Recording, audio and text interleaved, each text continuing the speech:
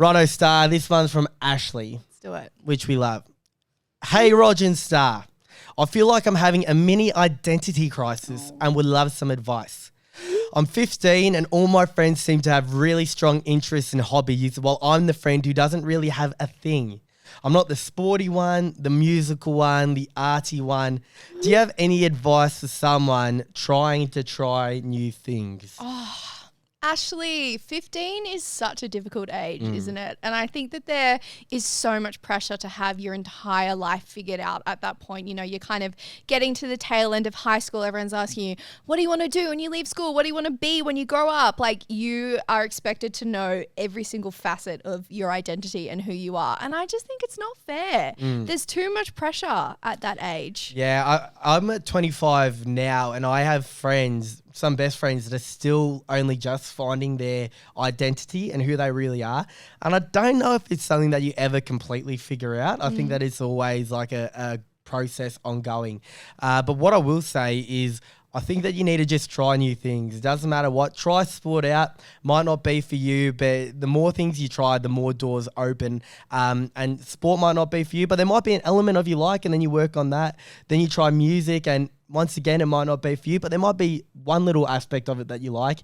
And eventually, the more you try, the more you figure things out, and the closer you are to figuring out exactly who you are. Yeah, that's it. And I think it's really hard to not fall victim to the comparison trap, especially when you're that age as well. You know, you're looking at all of the things that your friends are doing. And we spoke about this a little bit last week as well. But it is so important to kind of create your own path, no matter what your friends are into, no matter what they're doing. Like Rog said, you might not like, you know, AFL or netball as a sport, but there might be one little thing that you find within that you're like, hey, this actually makes me really happy. And also, I'm still trying to figure it out for myself. Like, identity isn't something that stays the same throughout your entire life. You go through different eras, through different phases. And, you know, what I loved when I was 15 might be completely different now. But for sure, there are some certain things like at the core of who I am as a human being that have stuck with me throughout that whole time. But you're not expected to know all of that stuff about yourself now. And you don't know until you try. And don't be afraid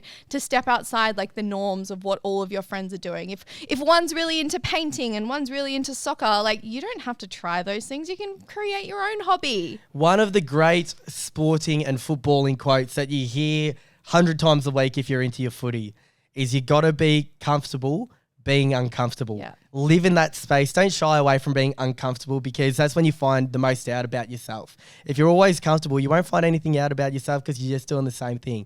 So be comfortable being uncomfortable. Be happy to live in this weird space where you don't know what's going on, because that's when you start to learn the most about who you really are. Yeah, and I think as well, like, hobbies don't make up your entire identity as well. I think even, you know, when you get a little bit older, there's so much pressure to like, oh, what are your hobbies? What are you into? And sometimes that can feel like the most jarring question to be asked, because you're like, wait, who am I? But it's so important to remember that all of these things like exist. If you think about your life and yourself as like a bit of a pie, right? So there are so many different slices of that pie that make you who you are, and your hobbies are just that small percentage of that. So don't think that just because, you know, your friend likes sport or your friend likes art or whatever it is that they're into, that doesn't make them who they are. If you think about the reasons why you love them, yeah, cool, that's one part of who they are, but that doesn't make up the entire person. So don't feel like I know that there is a lot of pressure existing, but you don't have to fall into that pressure and think, oh my goodness, I need to make something right now my entire identity, because you're going to go through so many different eras and you will find what's right for you. And, you know, what you love might be something completely random compared to what your friends are into.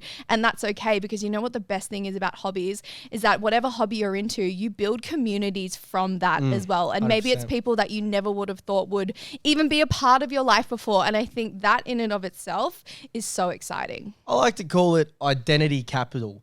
Like, you know, capital gains, things that you own, identity capital. It's what people identify with you. Like, if you say the name Starr MCG and the things that people start listing about you, you want to have as many elements of identity capital as you can. I think that's the way that I like living my life. So when someone mentions my name, people will know that I love my footy. People will know that I love hosting pub trivia. People will know that I love making human pyramids with my mates. Like randomly, I know it's a really weird thing, but people know that about me. So just find what works for you. Find your own identity capital. You don't have to build it too quickly. Start small, figure yourself out. And I'm excited to see who you become, Ash. It's only just the beginning now. What are some things you think that Ash can give a go? Like what can she try and get into? Well, I like the thought of your hot girl walks that you do. Oh, yes.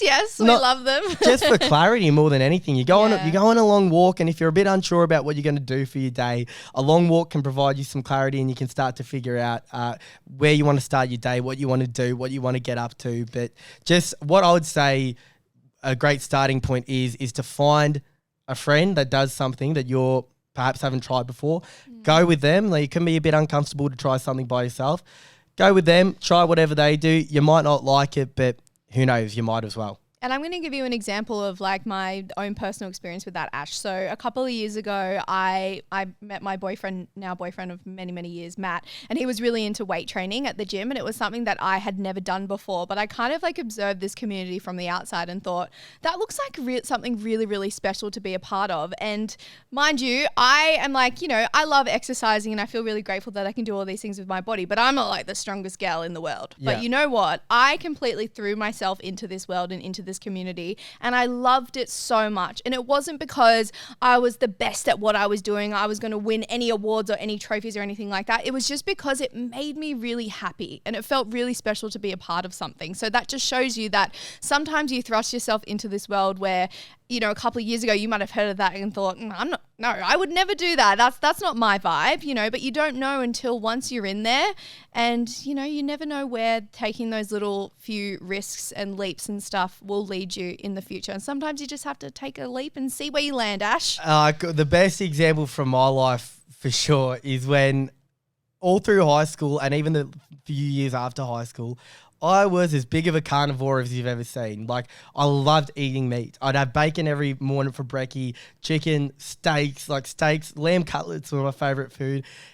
And then I got to about 22 years old, and I did this 8-week challenge at a gym. And for those 8 weeks, I thought, I'm just going to try vegetarian off a whim. I don't know why. I just decided for these 8 weeks, I'm going to really commit to being the healthiest I can. Of course, eating meat is still healthy, but I just thought, bugger it, I'm going to try something different and go veggie.